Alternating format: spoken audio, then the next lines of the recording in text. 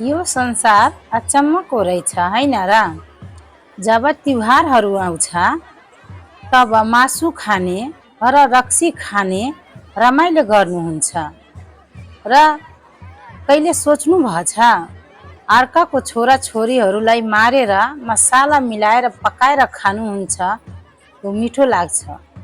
त्यस्तै गरी हजुरको छोरा छोरीहरूलाई कसैले मारेर खाए भने हजुरलाई कति पीडा होला त, कहिले सोच्नु भएछ? त्यस्तै अरूको छोरा छोरी तिनी हुनुहुन्छ, त्यो जनावरको छोरा छोरी, उहाँहरूलाई त पीडा हुन्छ नि।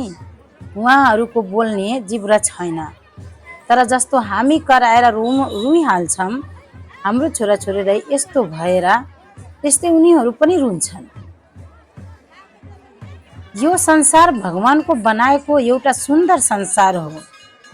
अनि यो संसारमा खानेकुरा यति राम्रो राम्रो रहेछ, त्यो पनि शाकाहारी, बरु त्यो खाऊ न।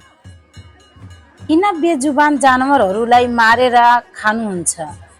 साथमा भक्ति पनि गर्नुहुन्छ कि म भगवानको भक्ति गर्छु र भगवान हामीलाई खुसी दिनुहुन्छ, तर त्यही भगवानको सन्तान हुन् उनी जानवरहरू।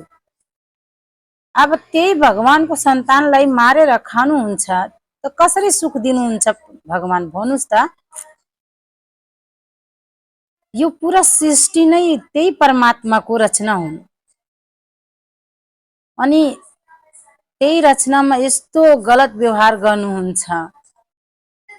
खुसी मनाउन हुनुहुन्छ भने शाकाहारी भोजन खानु, त्यो खाएर खुसी मनाउनु न, भगवान पनि प्रसन्न हुन्छन् त।